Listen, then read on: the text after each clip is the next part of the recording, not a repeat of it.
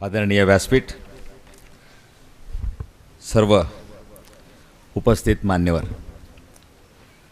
वास्तविक आज अत्यंत शिस्तबद्ध पद्धतीनं सेशन सुरू आहे.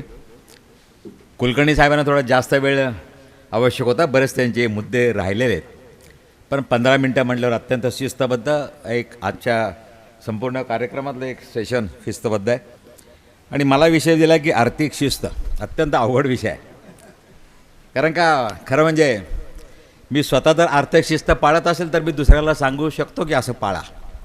कारण का व्यवहारात असं म्हटलं जातं, मी जर सिगरेट पित नसेल तरच मी दुसऱ्याला सांगू शकतो. ज्यावेळी मी सिगरेट पितो त्यावेळी सिगरेट पिऊ नका असं सांगायचा हक्क मी गमावून बसतो. त्यावेळी मी माझ्या बँकिंग व्यवसायात बरंच शिस्त पाळायचा प्रयत्न करतो आहे. कुलकर्णी साहेबांनी छान उदाहरण दिलं की 100 कोटी रुपये कर्ज आणि 90 कोटी रुपये व्याज, पण याला जबाबदार मला वाटलं तर बँक जबाबदार आहे असं म्हणतात का काय. तर मी थोडासा घाबरलो होतो, पण त्यांनी सांगितलं की याच्याकडे आपण लक्ष देत नाही. ठेवींचा मुद्दा उपस्थित केला. तेव्हा आत्ताच मोठ्या साहेबांनी सांगितलं की अशा प्रकारे कारखान्याला भांडवल निर्मितीसाठी का आपल्याला काही नवीन उपाययोजना करता येतील का, त्यावर एक नोट तयार करा. त्यामध्ये ठेवी जसं आपण घेऊ शकतो का नाही तसं रिझर्व्ह बँकेने नुकतंच बँकिंग रेग्युलेशन ॲक्ट 2021मध्ये बदल केला आहे. आणि त्या बदलानुसार त्यांनी सहकारी बँकांना कॅपिटल वाढवण्यासाठी अनेक मार्ग उपलब्ध करून दिलेत. त्यामध्ये प्रेफरन्शियल शेअर आहे, डिबेंचर्स आहेत, रिडीमेबल शेअर्स आहेत, आणि पण त्यामध्ये सगळ्या नॉन वोटिंग शेअर्स आहेत. पण हे करत असताना एक प्रिन्सिपल मात्र त्यांनी कायम ठेवलं की 1 मॅन 1 वोट, की एक व्यक्ती एक मत सहकाराचं प्रिन्सिपल हे कायम ठेवून तुम्ही कशाप्रकारे हे करू शकता याच्यावर त्याने हे भिलेलं आहे. 2006 सालापासून हा प्रयत्न सुरू आहे.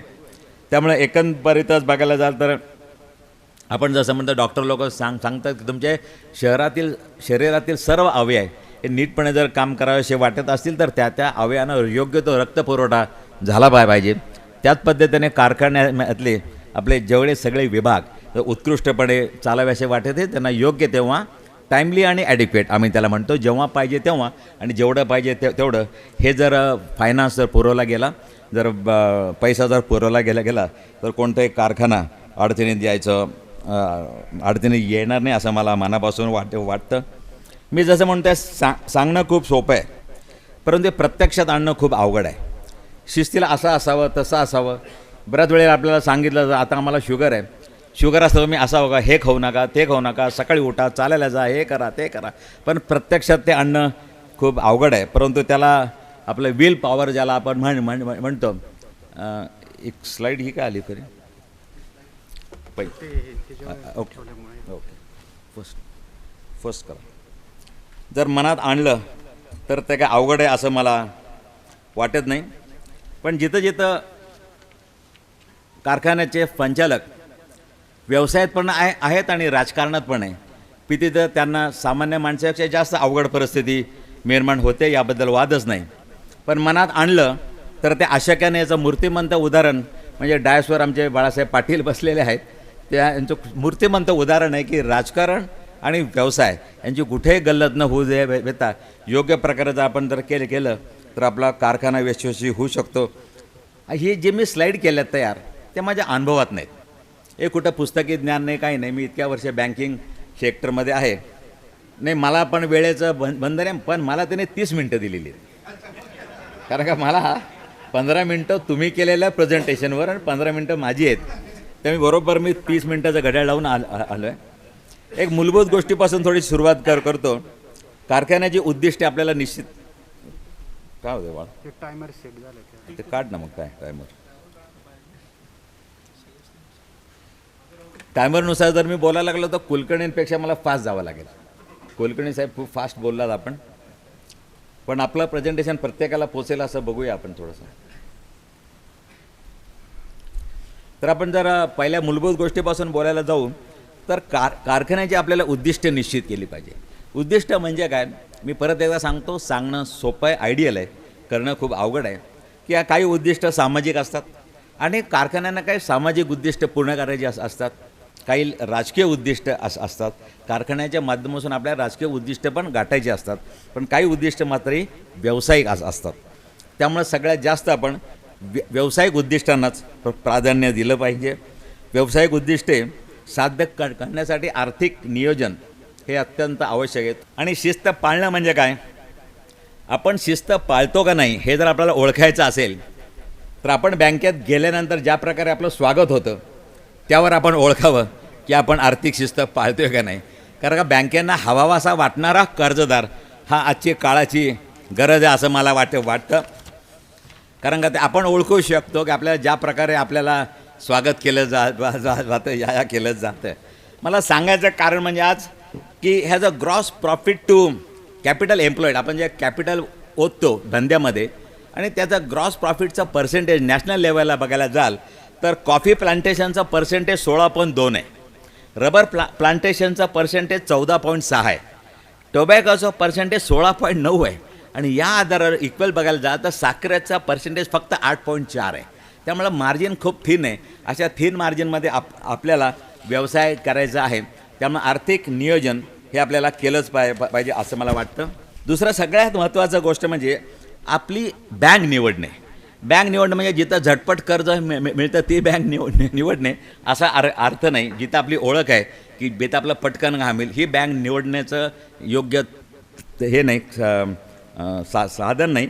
बँक अशी निवडली पाहिजे की ज्या बँकेकडून मला माझ्या सर्व अडचणी, सर्व व्यवहार, तिचं एक्सपोजर काय, नेमकं ते बँकिंग फॅसिलिटी काय, मला बँकिंग काय काय फॅसिलिटी हवं आहेत, मला फॉरेन एक्सचेंज हवं आहे, मला ते हवं आहे आणि या सगळं इंटरेस्ट इथं काय चार्जिंगची पद्धत काय, डेली रिड्युसिंग आहे का, क्वार्टरली आहे का, मंथली आहे, एकदा सगळा हिशोब करून मला कुठल्याही माझ्या दुसऱ्या कारणाकरता दुसरी बँक शोधावी लागू नये अशी बँक जर निवडायची असेल तर आपण बँकेतल्या जेवढ्या आपल्याला फॅसिलिटी आवश्यक आहे त्या सगळ्या फॅसिलिटी त्या बँकेमध्ये आहेत का नाही हे बघूनच आपल्याला बँक निवडावी लागेल.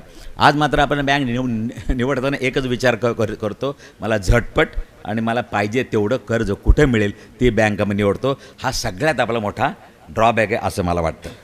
दुसऱ्या सगळ्यात महत्त्वाची पद्धत, अनेक बँकांमधून रेटिंगनुसार व्याजदराची आकारणी होते. MSCI बँकेमध्ये पण रेटिंगनुसार आता व्याजदराची आकारणी आपण सुरू केलेली आहे. म्हणजे तुम्हाला इथे मार्किंग आहे, त्याला 80% वरती मार्क असेल तर 9% व्याज, 80 ते 65 ते 80 असेल तर इतकं व्याज, 10%, 11%. त्यामुळे 1% जरी तुम्हाला व्याजामध्ये फरक पडला, 200 कोटी रुपये आपण कर्ज घेता तर आपण ते 80% मार्किंगमध्ये कसं बसायचं याच्याकरता ते रेटिंग सिस्टमचा अभ्यास करून वर्षभर आपल्याला काय केलं पाहिजे. तुमच्या गाळपच्या कॅपॅसिटीवरती एक मार्क्स आहेत, तुमच्या एक जरी चेक रिटर्न गेला तरी त्याला मार्किंगमध्ये निगेटिव्ह मार्किंग आहे. हे सगळं अभ्यास करून वर्षभर आपण असं मार्क मिळवले पाहिजे की पुढच्या वर्षी मला 9%नीच कर्ज मिळालं पाहिजे. तुम्ही 2%नी, तुम्ही काय म्हणता एवढं अभ्यास नाही करत, मग 11% कर्ज लागतं, पण 2%चा व्याजदर म्हणजे 200 कोटी रुपयाला खूप मोठा फरक पडतो. कुलकर्णी साहेबांनी जे खर्चावर नियंत्रण जे सांगितलं तर हा पण मुद्दा खूप महत्त्वाचा आहे असं मला वाटतं. त्यामुळे सगळ्यात महत्त्वाची वित्तीय संस्था निवडणं मी तुम्हाला आत्ताच सांगितलं. त्याच्यानंतर एक सगळ्यात महत्त्वाची गोष्ट म्हणजे तुम्ही रोखीचे व्यवहार, कॅश व्यवहार बंद करा, टोटल बंद करा. कुठेही जे काय द्यायचं असेल, शेतकरी असू दे, कामगार असू दे, त्याला तुम्ही बेरर चेक द्या, काही द्या, पण तुम्ही रोखीचे व्यवहार टोटल बंद करा. बघा एकदा करून जमीन आसमानचा त्यामध्ये आपल्याला फरक पडलेला दिसेल. सगळ्यात महत्त्वाची गोष्ट म्हणजे बँकिंगमध्ये एक प्रिन्सिपल आहे, टाईमली आणि ॲडिक्वेट. टाईमली म्हणजे जेव्हा पाहिजे तेव्हा कर्ज मिळालं पाहिजे आणि जेवढं पाहिजे तेवढंच मिळालं पाहिजे. तुम्हाला 100 रुपये पाहिजे असेल तर अशी एक पद्धत आहे आपल्या डोक्यामध्ये बसतं, 150 मागितलं तर बँक 100 देईल. बँकेला पण ते माहिती असतं याला 100च हवं आहे, हा मागतो 150, ते पण हुशार असतात. त्यामुळे लाल पेन घेऊन असं तुम्ही फंदी नका देऊ. परफेक्ट नियोजन पाहिजे. कारण का तुम्ही 100 पाहिजे असेल तर 150 घ्याल तर 50 रुपये जास्त घ्याल तर आपलं diversification of working fund start from the beginning. आणि मग 150 वरच्या 50 रुपये तुम्ही नॉन प्रोडक्टिव्ह गोष्टी करता वापराल तर त्याचा लोड तुमच्या 100 रुपयावर येईल आणि तुम्हाला रिपेमेंट करणं अवघड जाईल. टाईमली म्हणजे जेव्हा पाहिजे तेव्हा. आज आम्ही अनुभवाने बरंच बघतो की उद्या कर्ज हवं असतं आणि आज लोक बँकेत येतात. तुम्हाला 3 महिने अगोदर माहिती असेल तर अर्ज करायला काय लागतो, किती वेळ लागतो, तर तुम्हाला योग्य त्या आधी नियोजन केलं पाहिजे. तुम्हाला अडचणी येणारे माहिती आहे, ब्राझीलचं उदाहरण आज दिलं, पण अनेक बाकीचे जर अडचणी असतील, आपल्याला 3 महिन्यांनी अडचण येणारे माहीत असताना, आपलं अकाउंट स्टँडर्ड असतानाच बँकेकडं आपण मोरटोरियम पिरियड मागितला पाहिजे. 3 महिने अगोदरच आपण बँकेकडे रिस्ट्रक्चरिंग करता अर्ज केला पाहिजे. कारण का तुमचं कर्ज स्टँडर्ड असताना बँक तुम्हाला कोणती सवलत देऊ शकते.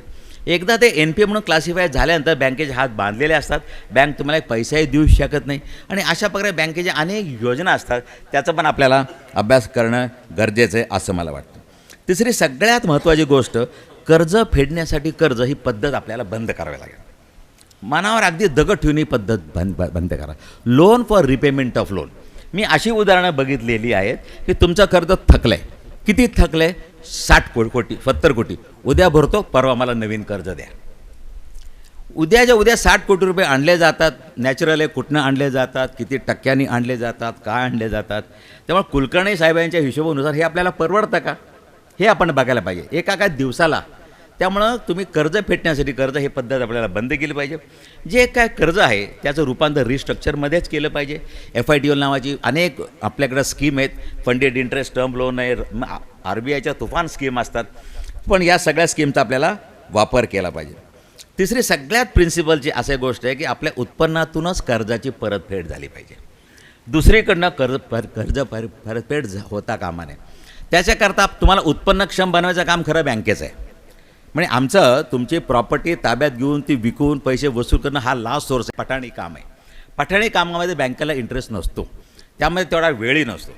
त्यामुळे तुम्हाला उत्पन्नक्षम बनवायचं असेल तर मग ॲडिक्वेट फायनान्स दिला पाहिजे, जेवढा पाहिजे तेवढा, जेव्हा पाहिजे तेव्हा. त्यामुळे ॲडिक्वेट जर काय आहे याचं नियोजन हे खरं तुमच्या सल्लागारांनी केलं पाहिजे. आणि दुसरी सगळ्यात महत्त्वाची गोष्ट, सिक्युरिटी ओरिएंटेड लोन हे बँकिंग सिस्टीममध्ये बॅन आहे. माझ्याकडे 1000 कोटीची प्रॉपर्टी आहे म्हणून मला 500 द्या असं कोणी म्हणता कामा नये. आज मला बँकिंग सेक्टरमध्ये गेलो, तुम्ही बँकेमध्ये कुठे छोट्या कर्जाकरता गेलात, आमचा बँकर तुम्हाला विचारतो किती पाहिजे, तो सांगतो 10,000 किंवा 10 लाख. तो म्हणतो कशा करता, बिझनेस करता. तिसरा प्रश्न आमचा बँकर त्यांना पटकन विचारतो, सिक्युरिटी काय देणार. तो म्हणतो बंगला आहे. बंगला कितीचा? 40 लाख रुपये. 10 लाखाचं लोन, 40 लाखाचा बंगला. कर्ज द्यायचं जवळजवळ मनामध्ये 100% पक्क होतं. हळूच विचारला, बंगला कोणाचा आहे? वडिलांचा आहे. वडील कुठे गेले वरती. म्हणजे वयाच्या 25 वर्षापासून 45 वर्षापर्यंत तू सायकल पण ॲसेट क्रिएट केलेली नाही, पण बंगला आहे. हे बँकेला अभिप्रेत नसतं. बऱ्याच जण आम्हाला कारखानदार सांगतो आमची 1000 कोटीची प्रॉपर्टी तुमच्याकडे आहे की घ्या ना, लॉ ना चार्ज. पण आम्हाला ते अपेक्षित नसतं. ती तुमची प्रॉपर्टी विकून आम्हाला पैसे रोकडी नको असतात. आम्हाला तुमच्या उत्पन्नातून कर्जाची परतफेड हवी असते. याच्याकरता तुमच्या उत्पन्नावर आपल्याला लक्ष केंद्रित केलं पाहिजे. आता इथं मी आल्या परिचारक साहेबांनी विचारलं किती कारखानदार आहेत. त्यावेळी थोडं तिकडं सेशन सुरू होतं, त्यामुळं काय मी प्रशांतजींना म्हटलं येतील. पण त्यामध्ये सगळ्यात महत्त्वाची गोष्ट जी मला पटलेली आजपर्यंतच्या 4-5 वर्षामध्ये, योग्य अशा आर्थिक सल्लागाराची नेमणूक ही आपली काळाची गरज आहे आणि ती तुम्हाला केली पाहिजे. आर्थिक सल्लागार म्हणजे अनेक तुमच्या with due respect to the profession, त्यांच्या प्रोफेशनबद्दल मी कुठेही टीका टिप्पणी करणार नाही. पण तुमचा सल्लागार म्हणजे मगाशी कुलकर्णी साहेबांनी सांगितलं, अनेक रेशोचा आपण उल्लेख केला आणि तुम्ही सांगितलं पटकन या रेशोंचा अभ्यास तुम्ही केला पाहिजे. तुम्ही म्हणजे कोणी केला पाहिजे? कारखानदारांच्या मालकांना, संचालकांना थोडा वेळ नसतो. हा सगळा अभ्यास तुमच्या चार्टर्ड अकाउंटंटनी, सल्लागारांनी केला पाहिजे. आज सल्लागाराचं काम काय? तुम्हाला पाहिजे तेवढं कर्ज मिळवून द्यायचं. तुम्हाला पाहिजे तेवढं कर्ज मिळवून दिला की सल्लागार उत्तम. खरं आमच्याकडे प्रोजेक्ट रिपोर्ट नावाची एक पद्धत आहे, 1 मिनिट घेतो. त्या प्रोजेक्ट रिपोर्ट म्हणजे काय? खरं बँकिंगमध्ये असं आहे, तो प्रोजेक्ट रिपोर्ट तुम्ही त्याला बनवायला दिल्यानंतर तो प्रोजेक्ट तुम्हाला व्हायबल आहे का नाही, इथेनॉल तुम्हाला व्हायबल आहे का नाही, हे प्रोडक्ट तुम्हाला व्हायबल आहे का नाही, तुम्ही करा का करू नका हे एक सांगणारा सल्लागार म्हणजे तो खरा सल्लागार. आज आमच्याकडं पद्धत अशी आहे, सल्लागार म्हणजे असा तू अशी पत्रकं बनव की मला 200 कोटी रुपये रोज मिळालं पाहिजे. मग तो काय करतो, आधी कळसन मग पाया. 200 कोटी काय, मग डेप्ट रिपेमेंट किती पाहिजे, 2:1. मग असं वरती जात सगळं अंदाज बांधतं आणि आम्हाला प्रोजेक्ट रिपोर्ट देतो. आणि मग जे काय होतं आपल्याकडे एक प्रोजेक्ट रिपोर्ट दिला आहे, हे दिलं आहे, ते दिलं आहे, लोन पाहिजे. तर सल्लागार असा असू नये. सल्लागार हा नीट असावा. त्यामुळं कर्ज मिळवून देणं. समजा त्यांनी तुम्हाला सांगितलं की हा प्रोजेक्ट व्हायबल नाही आहे, तो म्हणा तू कसलाच सल्लागार, तुला सांगितलं मला फक्त प्रोजेक्ट रिपोर्ट करून दे बस, जास्त तुझं बोलायचं काम नाही. त्यामुळे ही आपली मानसिकता थोडीशी बंद केली पाहिजे. तो जो सल्लागार आहे, कुलकर्णी साहेब म्हणले ते बरोबर आहे, हे सगळे रेशोज आहेत, हे सगळे 40 रेशोज आहेत. या 40 रेशोचा अभ्यास तुम्हाला केला पाहिजे. मी आपलं काय केलं पाहिजे, काय नाही केलं पाहिजे याचा निर्णय सल्लागारांच्या मदतीने आपल्याला घ्यावा लागेल. पुढची गोष्ट खूप महत्त्वाची आहे की ज्या कारणाखाती कर्ज घेतलं त्याच कारणासाठी त्याचा वापर केला पाहिजे. ही सगळ्यात महत्त्वाची गोष्ट आहे. आज असं अजिबात दिसत नाही. ज्या कारणासाठी कर्ज घेतलं त्या कारणासाठी त्याचा थेट उपयोग कधीही होत नाही. मग बघू की आजची गरज, मग आपण प्राधान्य देतो. सगळ्यात जवळचं प्राधान्य कोणाला? इलेक्शन आली, हे सगळ्यात मोठं प्राधान्य. मग त्याच्याकरता मग आपण बघू, तसं नाही झालं पाहिजे. आज ज्या कारणाकरता मी कर्ज घेतलं त्या कारणाकरताच त्याचा वापर झाला पाहिजे. हे सगळ्यात मला महत्त्वाचं असं वाटतं. तिसरी सगळ्यात महत्त्वाची गोष्ट आमच्या दृष्टीने, खेळत्या भांडवलाच्या 65% इतकंच कर्ज मर्यादा आपण घेतली पाहिजे. 35% तुमचे ओन फंड्स पाहिजे, तुमचं कॅपिटल पाहिजे, तुमच्या ठेवी म्हणजे स्वतःचं पाहिजे, तुमचं रिझर्व्ह फंड पाहिजे. हे जे काय 65%च्या पुढं तुम्ही कर्ज घ्याल तर तुम्हाला ते तुमच्या उत्पन्नातून रिपे करणं शक्य होणार नाही. तुमचे चिकार अंदाज आहेत. त्यात परत आहे, कुलकर्णी साहेबांनी सांगितलं तसं अनेक गोष्टी अशात आपल्या हातात नाही. ब्राझीलचा दुष्काळ पुढच्या वेळी पडेलच असं नाही. त्यामुळे ही काय देव करतो ते भल्या करतं एखादं वर्ष, प्रत्येक वर्षी ते होईलच अशातला भाग नाही. उत्पन्नाच्या 1/3 रक्कम हे कायद्याने सांगितलं आहे.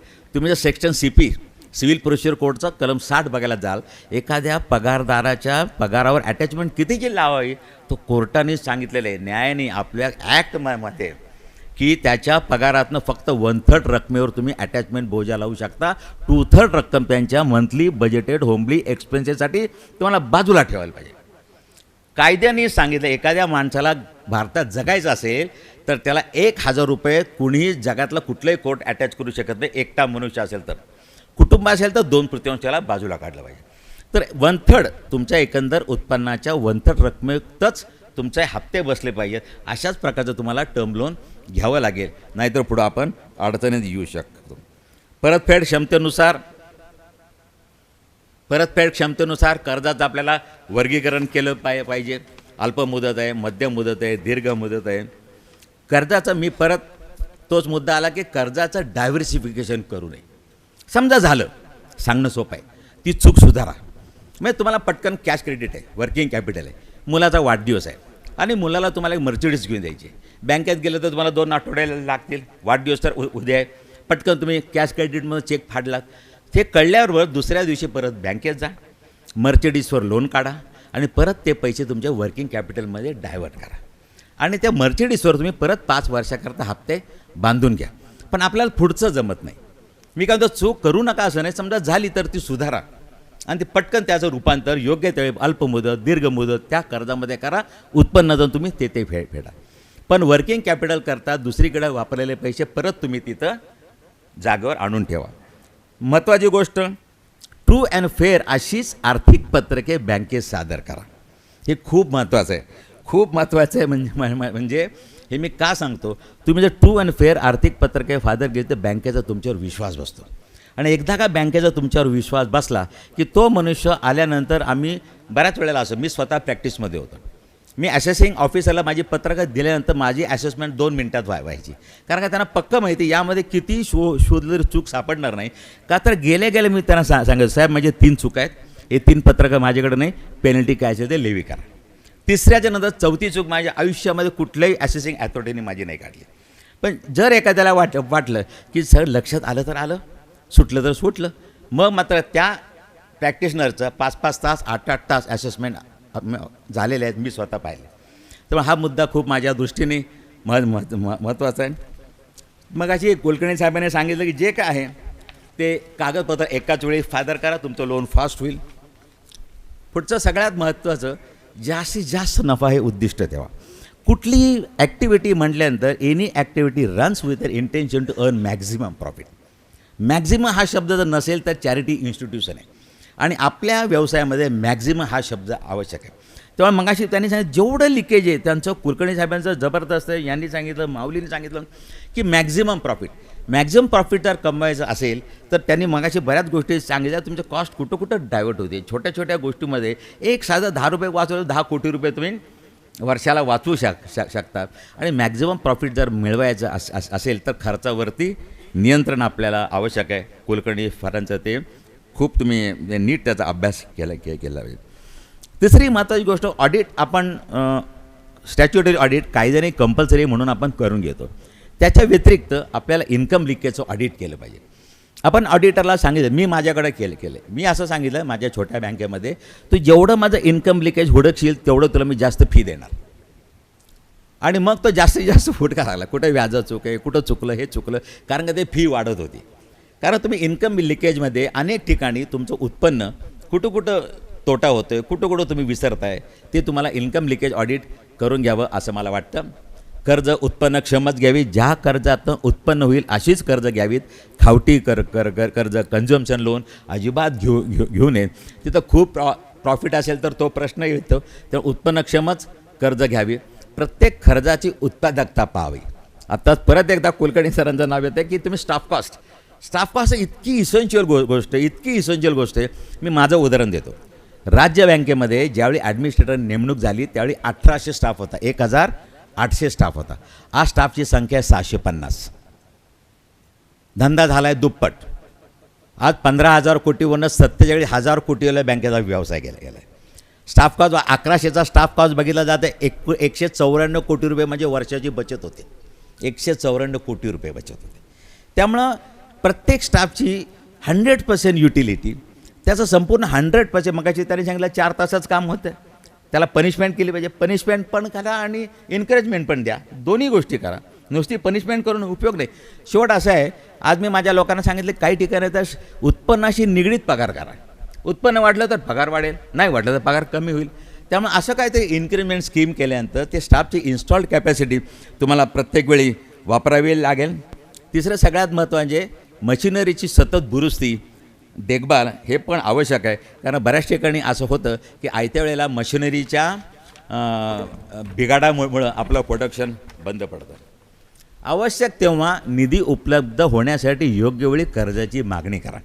म्हणजे तुम्हाला एक संपूर्ण वेळ किती लागतो, की आमच्याकडं स्कुटीला किती वेळ लागतो, काय लागतो, हे सगळं विचार करून बरोबर तुम्हाला नेमकं हवं कधी आहे, हंगाम कधी आहे, कधी तुमचं एक्सपोर्ट आहे, त्याच्या किती दिवस आधी तुम्हाला कर्जाची मागणी केली पाहिजे. संपूर्ण गॅप ॲनालिसिस पाहून तुम्हाला त्याच्या आधी मागणी करावी लागेल. तिसरी एक महत्त्वाची गोष्ट, ते चार्टर्ड अकाउंटंटच्याबद्दल पूर्ण रिस्पेक्ट तर आहेच, पण तुम्ही पण ही बँकेच्या कर्ज मंजुरीच्या पद्धतीचा पण सखोल अभ्यास केला पाहिजे. हे FACR म्हणजे काय, ही जे फिक्स ॲसेट कव्हरेज रेशो म्हणजे काय, NDR म्हणजे काय, नेटवर्थ म्हणजे काय, याचा अभ्यास आपल्याला केला पाहिजे. आणि 31 मार्च नंतर हे जर मला अंमलात आणायचं आहे तर पूर्ण 12 महिने शेवटच्या महिन्यामध्ये माझं नेटवर्थ पॉझिटिव्ह होण्याकरता मला काय केलं पाहिजे हे आपल्याला बघावं लागेल. मी शॉर्ट टर्म लोन असेल, लाँग टर्म असेल, मी बॅलन्स शीटमध्ये कुठं नेमका बदल केला पाहिजे. आता माझ्याकडं पण कधी कधी बँकिंगमध्ये असं होतं, माझा करार कमी असतो. करार कमी असल्यावर मी शेवटचे 3 महिने लोनिंग बंद करतो. लोनिंग बंद करतो, अजिबात नाही करत. माझा करार आपाप वर येतो. मी एप्रिलमध्ये परत लोनिंगला सुरुवात करतो. कारण मला माहिती आहे, मला मार्चमध्ये माझा करार 9% खाली आला तर रिझर्व्ह बँक मला परवानगी देणार नाही. तो 9% वरती जायचा असेल तर मी रिस्क घेणं बंद केलं पाहिजे. माझी जास्तीत जास्त इन्व्हेस्टमेंट कर्जात न करता मी गव्हर्नमेंट सिक्युरिटीमध्ये केली पाहिजे. कारण त्यात जर मी गुंतवणूक केली तर रिस्क फक्त 2.5%, 2.5%च्या 9% म्हणजे 0.18 पैसे मला लागतात. हे जर मी लोन वाटले तर 9% म्हणजे 9 रुपये लागतात. याचा अंदाज बांधून मला बँकेसमोर जात असताना माझं नेटवर्क पॉझिटिव्ह पाहिजे, माझं NDR पॉझिटिव्ह पाहिजे. यासाठी मला नेमकं बॅलन्स शीट कसं केलं पाहिजे याचा विचार जानेवारीपासून सुरू केला पाहिजे आणि मार्चला ते बरोबर केलं पाहिजे. आता काय होतं, नेमकं NDR निगेटिव्ह आहे, मग बघा ना, मग ते शासन थक हमी, मग हे या सगळ्या गोष्टीमध्ये तुमचा जाणारा वेळ हा अनप्रोडक्टिव्ह वेळ आहे. याचा तुम्ही विचार करत नाही. ही खरी माझी खंत आहे आज. दुसरं, रिझर्व्ह बँक, नाबार्ड इतर संस्थांच्या नियमांची सखोल माहिती तर असलीच पाहिजे. त्या दृष्टीने आर्थिक एकाच वेळी बँकेत सादर करावीत. तिसरी महत्त्वाची गोष्ट, सरकारी व इतर करांचा भरणा नियमित करावा. बँकेला काय लागतं, बँकेला सगळ्यात महत्त्वाचं लागतं स्टॅच्युटरी ड्यूज. तुम्ही कायद्याने जे ड्यूज आहे ते जर तुम्ही भरत नाही तर बँकेबद्दल तुमच्या मनामध्ये बँक बुडणारच आहे. कारण सरकार आहे, ती तुम्हाला पनिशमेंट आहे, ती तुम्हाला शिक्षा आहे, तुरुंगवास आहे. तिथं तुम्ही जर पैसे भरत नसाल तर आम्हाला तुम्ही तुमच्या प्रायोरिटी लिस्टमध्ये सगळ्यात शेवटचं स्थान असणार हे बँकर ओळखतो. त्यामुळे तुम्हाला सगळे स्टॅच्युटरी ड्यूज आधी भरावं लागतील. कर्जाचा प्राधान्यक्रम ठरवावा लागेल. अत्यंत आवश्यक कर्ज, अत्यावश्यक असा क्रम ठरवून तुम्हाला बँकेकडे आग्रह धरावा लागेल. योग्य वेळी योग्य त्या रकमेचा विमा उतरवला पाहिजे. उत्पन्नासाठी एकाच व्यवसायावर अवलंबून न राहता, मग मेहुल साहेबांनी सांगितले, अनेक व्यवसाय ठोंबरे साहेब बोलले, एकाच व्यवसायावर तुम्हाला अवलंबून राहून चालणार नाही. सपोर्टिंग रोलमध्ये तुम्हाला अनेक व्यवहार करावे लागतील. आणि सगळ्यात महत्त्वाची गोष्ट म्हणजे तुमचे ग्रुप असतील, अनेक बिझनेस असतील, तर त्या ग्रुपमधील अंतर्गत फ्लो, इंटरनल फ्लो तुम्हाला बंद केला पाहिजे. इंटरनल फ्लो बंद केला पाहिजे का कधी इकडचे पैसे तिकडे जातात, तिकडनं पैसे इकडे येतात. आणि हा जो फ्लो चाललेला असतो हा बँकिंगला कधीही चालत नाही. तिथंच नेमकं ऑब्जेक्शन असतं. त्यामुळे तो तुम्हाला इंटरनल फ्लो तुम्हाला पुढच्या काळामध्ये याच्यावर बंद करावं लागेल. एक महत्त्वाची गोष्ट आहे, रोजच्या रोज ताळेबंद नफा तोटा पत्रक तयार असल्या आज पाहिजे. आज सॉफ्टवेअर इतके प्रगल्भ आहेत, या तुम्हाला रोजच्या रोज मिळतं, रोज संध्याकाळी. तर रोजच्या रोज ताळेबंद नफा पत्रक तयार असतात, त्या अनुषंगाने तुम्हाला जलद, क्विक व आवश्यक तेवढे निर्णय घेता येतात. आज मात्र आपल्या हातामध्ये 2-2, 3-3 महिने झाले तरी बॅलन्स शीट पडत नाही. अनेक संस्थांमध्ये डेली संध्याकाळी नफा तोटा पत्रक तयार असतं, बॅलन्स शीट तयार असतं, रोजच्या रोज असतं. आणि दुसऱ्या दिवशीचे निर्णय त्या दिवशीच्या याच्यावर अवलंबून असतात. व्यवसायाचे सर्व अंदाज वास्तववादी रिअलिस्टिक असावेत. मी बऱ्याच वेळेला असं बघितलं, आम्ही क्रशिंगला देतो. जोशी साहेब, हे मी अनुभवातून बोलतो. आज मला एक संधी मिळाली, त्याबद्दल VSIचे मनपूर्वक आभार मानतो. तुम्हाला किती लोन, आम्ही एका याला पोत्याला 250 रुपये देतो. मग माझी रिक्वायरमेंट किती, तेवढं क्रशिंग सांगा. 8 लाख क्रशिंग करणार. मागच्या वेळेला मी इतकं केलं. मागच्या 5 वर्षाचं ॲव्हरेज काढलं तर 4 लाख पण तुमचं क्रशिंग नसतं मस्त. परंतु 8 लाख क्रशिंगवर आपण लोन घेतो, ते रिअलिस्टिक मस्त. प्रत्यक्षात तेवढं क्रशिंग होत नाही. मात्र जास्त घेतल्याच्या कर्जाचा बोजा तेवढ्या क्रशिंगवर येतो. मग तुमचं टॅगिंग बिगिंग हे कुठं जाऊन पोचतं, हातात काहीच नाही राहत. केवळ म्हणून मी म्हटलं, केवळ विशिष्ट रकमेचे कर्ज मिळवण्यासाठी अवास्तववादी रिअलिस्टिक अंदाज सर्वांनाच अडचणीत असतात. सगळ्या पुढचा महत्त्वाचा मुद्दा, शक्यतो मल्टिपल बँकिंग असू नये. कारण बँकरला नेहमी असं वाटतं your income should be free for the repayment of our loan. म्हणजे आमचं कर्ज फेडण्यासाठी तुमचं सगळं उत्पन्न फ्री पाहिजे. तुमच्या उत्पन्नावर एकाच वेळी 5 लोकांचा जर बोजा असेल, याचाही बोजा, बाहेरच्या लोकांचा बोजा आहे, बँक ऑफ इंडियाचा यांच्या, तर बँक शक्यतोवर इंटरेस्टेड नसते. म्हणून मल्टिपल बँकिंग टाळावं. शक्यतोवर कन्सोर्शियम बँकिंग केलं तर ते जास्त चांगलं. आजचा दिवस ढकलायचा, उद्याचे उद्या बघू ही वृत्ती न ठेवता भविष्यातील स्थिरतेच्या दृष्टीने योग्य ते आर्थिक नियोजन आवश्यक आहे. बऱ्याच वेळेला असं होतं की बघू आजचं तर द्या, उद्याचे उद्या बघू, मग ते थोडं आपल्याला अडचणीचं येतं. हे थोडंसं माझ्या मनातलं लिहिलं आहे. कोणाला जास्त कडक वाटत असेल तर मी क्षमा मागतो. रोज बँकेत विनवणी करण्यासाठी जावे लागू नये अशी परिस्थिती आपल्याला निर्माण करावी लागेल.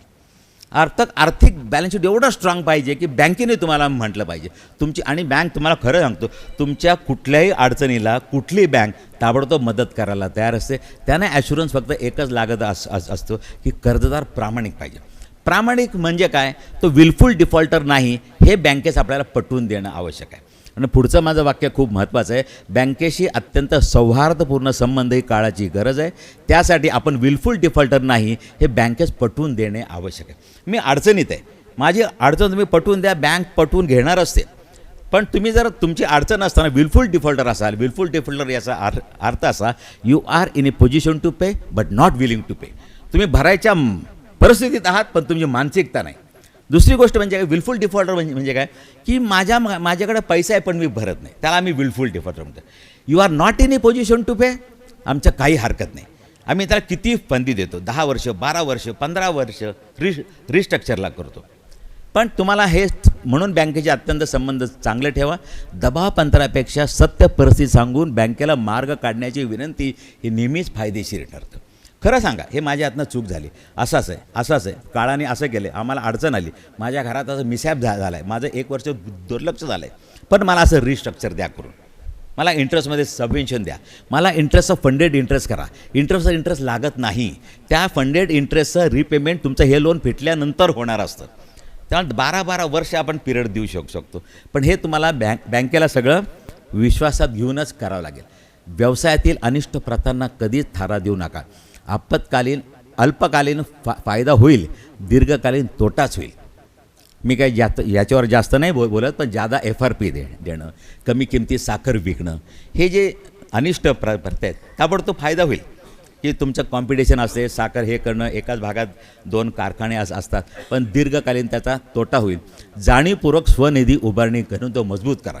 तुमचा स्वनिधी हा मजबूत झाला, मी मगाशी तेच सांगितलं, तुमचा स्वनिधी ओन फंड जर जास्त असतील, त्यामुळे नफ्यातलं दरवर्षी आमच्या कायद्याने पण सांगितलं नफ्यातनं 25% तुम्ही स्टॅच्युटरी रिझर्वला ठेवा, जास्त ठेवा, 30 ठेवा, 35 ठेवा, पण शक्यतोवर खर्च करून तुमचा स्वनिधी वाढवा. ओन फंड जेवढे ताकदवान तेवढे तुमचं बिझनेस आणि बॉरोईंग कॅपॅसिटी ही तुमची वाढत असते. दर 3 ते 5 वर्षांनी स्थावर मालमत्तेचं मूल्यांकन करा. आपण हे विसरतो. आपल्याकडे जेवढी मालमत्ता आहे, फिक्स ॲसेट आहे, दर 3 वर्षांनी तिथं रिव्हॅल्युएशन करा. ते रिव्हॅल्युएशन रिझर्व वाढत असतो, त्यामुळे तुमचं ओन फंड्स पण वाढत असतात, त्यामुळे तुमची बॉरोईंग कॅपॅसिटी ही वाढत असते. अनेक ठिकाणी अनेक बॅलन्स शीटमध्ये मी सस्पेन्स अकाउंट पाहिलेत मोठमोठ्या रकमेचे. त्याचं कुणी आजपर्यंत शोध घेऊन त्याच्या एंट्री या योग्य तो हिशोब करत नाहीत. कोट्यवधी रुपयाची सस्पेन्स अकाउंट आज अनेक कारखान्यांच्या बॅलन्स शीटला दिलं. थकीत कर्जाची उत्पन्नाशी निगडीत पुनर्बांधणी करा. कारण आम्ही नेहमी म्हणतो तुमच्याकडे उत्पन्न 100 असेल तर आम्हाला फक्त 1/3 हवं आहे त्या उत्पन्नाशी निगडीत. नाहीतर काय होतं, आम्ही भरू करा, तुम्ही भरू म्हणतो, पण प्रत्यक्षात आपल्याला ते भरलं जात नाही. त्यामुळे नेमकं तुमचं उत्पन्न किती, 1/3 आपल्याला रिपेमेंटला आवश्यक आहे, त्या दृष्टीने मुदत घ्या, पुनर्बांधणी करा. पुनर्बांधणी करता कितीही लांबचं कर्ज घ्या, पण उत्पन्नाशी निगडीत असलं पाहिजे. अडचणीच्या काळात बँकेकडून अगोदरच मॉरटोरियम पिरियड घ्या. कोरोना काळामध्ये आम्ही स्वतःहून दिलेलं लोकांना की बाबा तुमचा बिझनेस अडचणी जायची शक्यता आहे, तुम्ही आमच्याकडे अर्ज करा.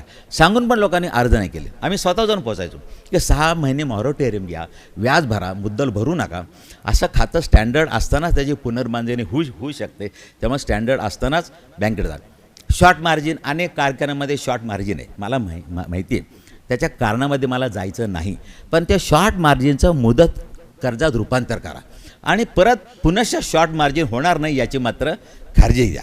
बँक तुम्हाला एकदाच ते करू शकते. शॉर्ट मार्जिन झाले, कशामुळे झालं विसरून जा, झाले शॉर्ट मार्जिन. 31ची साखर 25ला विकली, त्या शॉर्ट मार्जिन किती झाले त्याचं मुदत कर्जात रूपांतर करा.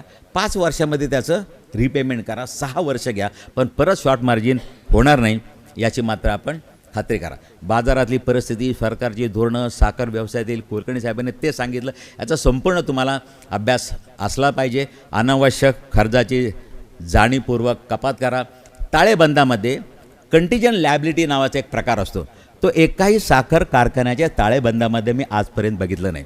हा खर्च आहे, कोर्टात तुमचे केस सुरू आहे, है मे अराइव्ड मे नॉट अराइव्ड, हा खर्च तुम्हाला येईल का नाही येईल याचा मात्र आपल्याला केलं पाहिजे. अनेक वेळेला असा खर्च एकदम विंडफॉल एक्सपेन्सेस म्हणून येतो अंगावरती, त्यावेळी आपण कारखाना अडचणीत येतो. त्यामुळे जिथे इथं कोर्ट केसेस सुरू आहे, कायदा असू दे, हे असू दे, त्याच्याकरता तुम्हाला प्रोव्हिजन करावीच लागेल. कोर्ट दरबारी वैधानिक देण्याबाबत चालू असलेल्या दाव्यांमध्ये तरतुदी केल्या पाहिजे. सरकारी सर्व कर्जाचे व सरकारी देण्याचे रजिस्टर हे आवश्यक असलं पाहिजे. एकाही कारखान्याकडं जे माझं कर्ज आहे रोजचं त्याचं रजिस्टर नाही आहे, कुठनं मी कर्ज घेतलं, सरकारी देणं किती, त्याचं रजिस्टर हे असणं आवश्यक आहे. म्हणजे आपल्याला ट्रू अँड फेअर परिस्थितीची जाणी होते. कारखाना अडचणीत येण्याची प्रमुख कारणं तुम्हाला पण माहिती आहेत, मी काय ते जास्त सांगायला नको, याची वेळेस दखल घेतली पाहिजे. इन्कम लिकेज ऑडिट करा. स्टेज वाईज कर्जाची उचल केली पाहिजे की FRP पेमेंटसाठी शेतकऱ्यांची हे एक माझा नेहमी एक आग्रह असतो. अनेक लोकांना तो मान्यपणे, काही लोकांना अडचण होते. तुमच्या शेतकऱ्यांची सगळी खाती आमच्या बँकेमध्ये ठेवा. आम्ही प्लेजच्या पोटी जेवढं कर्ज होतं त्याची थेट FRP आम्ही त्यांच्या शेतकऱ्याच्या खात्यातच ते जमा करणार. लोकांना ते अडचणीचं वाटतं, पण आर्थिक शिस्तीसाठी आवश्यक आहे. तुम्ही प्लेज कशाकरता घेता? शेतकऱ्यांची FRP देण्यासाठी. मग ती जर आम्ही देतो तर तुम्ही आम्हाला का नाही देऊ देत? आम्ही जर तुम्हाला त्यांना दिली डायरेक्ट शेतकऱ्याच्या अकाउंटला तर डायव्हर्सिफिकेशनचा प्रश्नच नाही येणार. त्यामुळे तुमच्या हातातच नाही. त्यामुळे आपलं बंधन टाकून जर घ्यायचं असेल तर माझा हात जर जास्त शिवशिवत करत असेल तर बऱ्याच वेळा लहानपणी आई हात बांधून ठेवायची, नाही तुझा हात खूप शिवशिवत आहे. कसं तुम्ही अट करून घ्या आणि तुम्ही सांगा हे आमच्या शेतकऱ्यांची लिस्ट आहे, त्यांच्या खात्यावर तुम्ही पैसे जमा करा. आणि हे आपल्याला केलं तर खूप बरं होईल. परवा मी कैद्यांना कर्ज दिलं, कैद्यांच्या हातात पैसे नाही दिले, पण कैद्यांकडून मी मॅन्डेट घेतलं, माझ्या पत्नीला द्या, माझ्या मुलाला द्या, आणि त्यांचे सगळ्यांचे अकाउंट नंबर घेऊन त्यांच्या खात्याला मी NEFT केली. त्यामुळे त्या कैद्याच्या हातात पैसे नाहीच गेले. तुला कशा करता त्यांना हवेत. असं तुम्ही मला शेतकऱ्यांची खाती दिली तर त्यामध्ये मला जास्त काही चांगलं करता येईल. खरं मी घाबरत बोलत होतो, कारण का बँकर म्हटल्यानंतर एक विशिष्ट हे असतं, जबाबदारी असते, तारेवरची कसरत असते. कोणाला नाही तर म्हणू शकत नाही, नाही म्हणताना पण अत्यंत गोडव्याने नाही म्हणायला पाहिजे. पण मी शिस्त जर पाळत असेल तरच मी तुम्हाला ही शिस्त पाळा असं सांगायचा मला अधिकार आहे. आज अचानक अध्यक्ष बदलल्यामुळं मला आयत्या वेळी अध्यक्ष केलं, पण सगळेजण खूप छान बोलले, अतिशय छान बोलले. ठोंबरे साहेब त्यांनी तर खूपच छान आपल्याला उदाहरण दिलं की काय काय तुम्हाला करायला पाहिजे, नेमकं पुढच्या बिझनेसच्या दृष्टिकोनातून आपल्याला कशावर कॉन्सन्ट्रेट केलं पाहिजे ते पण आपण छान सांगितलं. कुलकर्णी साहेबांचा खर्चात बचत कारण त्यांनी मग खर्चात बचत म्हणजे उत्पन्नात वाढ आणि अनावश्यक खर्च मी आवश्यक आहे तो आपल्याला केलाच पाहिजे, कारण आवश्यक खर्चातनं प्रोडक्टिव्हिटी वाढणार असते. अनावश्यक खर्चातनं मात्र प्रोडक्टिव्हिटी वाढणार नाहीच, पण बॉडी त्या गोष्टीला हॅबिच्युअल होते आणि एकदा का वाईट गोष्टीला बॉडी हॅबिच्युअल झाली की मग मात्र आपल्याला तो खर्च सावरता येत नाही, कारण का आपण एकच शब्द असतं सवय लागली. मग सवय तुम्ही ॲडव्हान्सची असू द्या, सवय अजून कसली असू द्या, एकदा सवय लागलेली ते मोडणं फार कठीण जातं. त्यामुळे ठोंबरे साहेब, माहुली साहेब, कुलकर्णी साहेब यांनी अत्यंत मोलाचं मार्गदर्शन केलं. हे सेशन खरंच छान झालं आणि मी जे माझ्या अनुभवातनं बोल मांडले त्यात कोणाला दुखवायचा किंवा कोणावर हे करायचा अजिबात उद्देश नाही, पण आर्थिक शिस्त असावी. कारण का शेवट अल्टिमेट उद्देश एकच आहे, आपला व्यवसाय वाढला पाहिजे. व्यवसाय वाढणं म्हणजे मॅक्झिमम नफा झाला पाहिजे आणि त्या नफांचं रूपांतर व्यवसायाच्या वृद्धीमध्ये झालं पाहिजे. कारण आजही आम्हाला हे वाटतं की साखर उद्योग की महाराष्ट्राच्या आर्थिक आपल्या ग्रामीण अर्थव्यवस्थेचा कणा आहे आणि हा उद्योग जगला पाहिजे, नुसताच जगला पाहिजे, टिकला पाहिजे, नाही तर वाढला पाहिजे. त्यामुळे त्याच्याकरता जसं मी सांगितलं, माणसाला प्रत्येक अवयवाला जर सुधारित करायचं तर रक्ताची जसं गरज असते तसं तुमच्या कारखान्यामध्ये आर्थिक याची गरज आहे आणि ती आर्थिक गरज तुम्हाला बँका करू शकतात. नॅशनलाइज बँका तुम्हाला एवढी मदत करणार नाहीत, कारण राष्ट्रीयकृत बँकांना काय बँक वाढली काय नाही काय फरकारचं आहे. सहकारी बँका मात्र तुमच्यावर अवलंबून आहेत आणि त्या सहकारी बँक तर शेवट असा आहे, सरपाच असतो पगडी पाशास. बँक जगली तर सगळे व्यवसाय छान जगतो. याच्याकरता कधी थोडंसं काही वाटलं असेल तर माफ करा. तुम्ही मला या माझ्या प्रेझेंटेशनला संधी दिलीत आणि माझं ऐकून घेतलं त्याबद्दल मला सर्वांचे मनपूर्वक आभार मानतो. थांबतो.